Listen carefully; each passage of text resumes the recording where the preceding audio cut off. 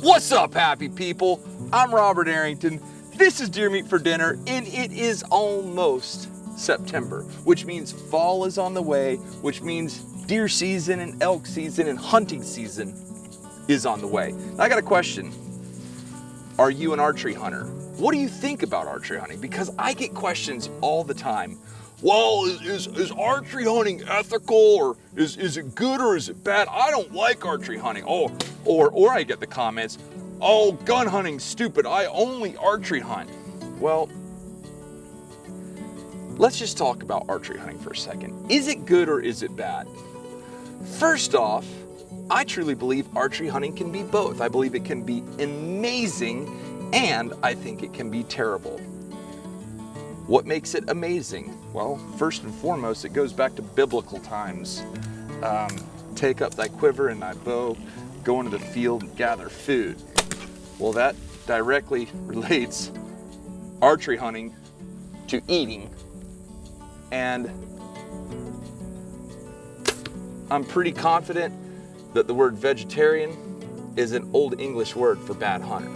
I'm not sure of that, but I did hear that somewhere. I am all about animal rights. I'm all about animal protection, but I'm also all about people eating and people enjoying their life and the outdoors. I would honestly say the biggest key to archery hunting, and archery hunting in an ethical way, is preparation. See, it's the middle of the day right now. I'm out here on the ranch practicing, and I'm practicing in a variety of spots and a variety of conditions because I want to be ready for whatever happens. Now, I don't care how much you practice, I don't care how good you are, there will come a time when you either miss or wound an animal. That's just the bare bones facts of hunting. But the more you practice, the more you prepare, the less likely it will be that you wound an animal. And to me, there's just nothing worse. I would rather clean miss than to wound one. So how do you practice and how do you prepare properly so that when you're in the woods, you're able to make a clean, ethical kill? First off, you have to know your gear. This is my bow and arrow. This is a Diamond Deploy. It's a carbon bow. I'm getting ready to go on my first archery elk hunt. I'm so excited about it. This is a very light bow. It's a very compact bow, and it does a great job. Every time, whenever I draw, my knuckle goes under my ear, my nose goes on the string, I'm looking through the peak. Everything has to be the same. Little things like, see that, my D-loop? The D-loop is white for a reason. Let's say it's early in the morning or late at night. See the tip of my release? It's black. See the serving on that bowstring? It's black. If the D-loop is black and it's dark, you're fiddling around trying to get your release on it. Meanwhile, you got a deer coming to you and you're about to have a heart attack. So this is out of necessity. I know in my head, hey, a white D-loop creates contrast. Even in low light, I can get my release on it very, very well. Sometimes I practice with my quiver on, sometimes I practice with my quiver off. You need to be proficient either way. Dead on. When you're walking to your stand or when you are spot and stalking, you want to be quiet. People ask me all the time, why do you walk barefooted? I walk barefooted because I want to be quiet. Now, if it's freezing cold or if I'm in the mountains where I have to have boots, I wear boots. But whenever I'm around here and I'm in a place that I can be real stealthful, I go barefooted because I'm quiet. I don't know about y'all, but very rarely am I sitting here absolutely perfect in an animal walkout, dead broadside, everything's perfect. That never happens. So you have to practice for the unknown. It's 12 yards.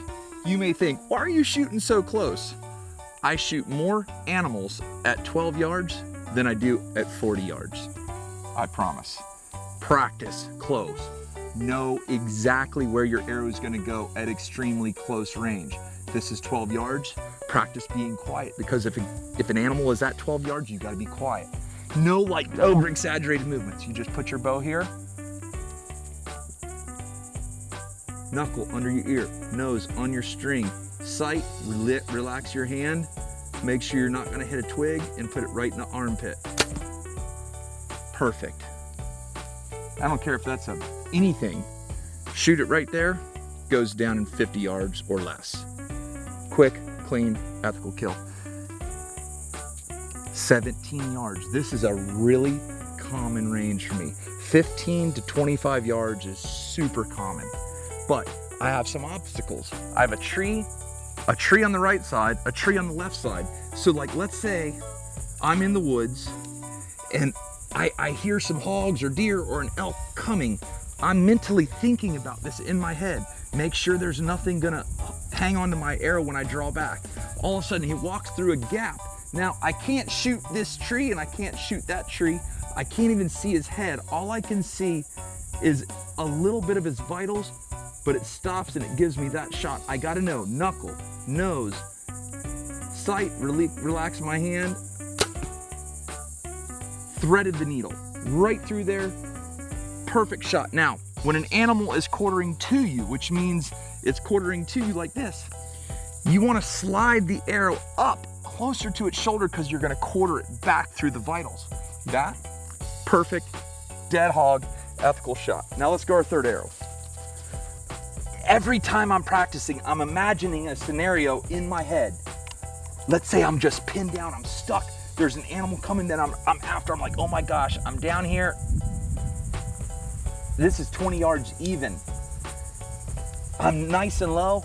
There's a palmetto to my left, a palmetto to his right, a palmetto above him. I have no shot other than exactly at his vitals. I'm crouched down low.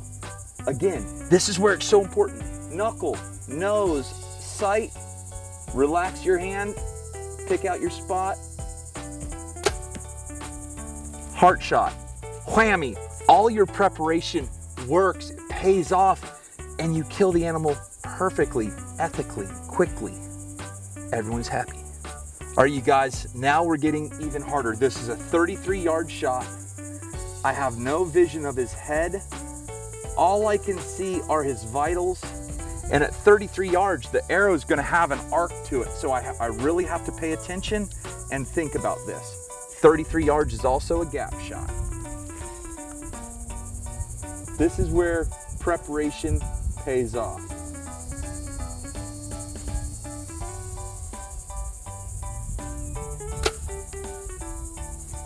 Whammy!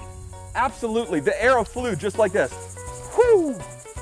Arrow came right through here, right under this twig. I had to make sure I did not hit this twig. Came through.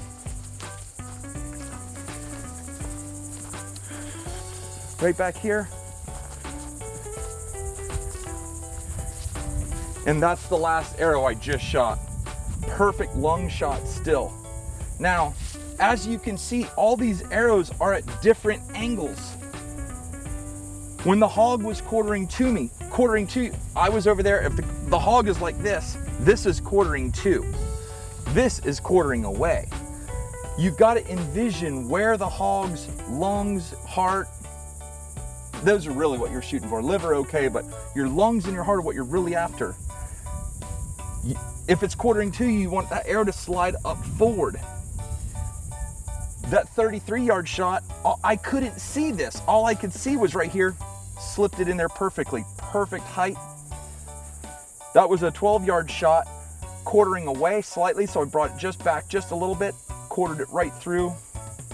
I don't know which one this was, but that's perfect. That's exactly where you want it. So if you draw a line through the middle of the hog, that's called center mass. If you hit above center mass, typically you won't have a good blood trail. If you hit below center mass, typically you're gonna have a very good blood trail. So I always like to be slightly below center mass. But I could talk about this for hours.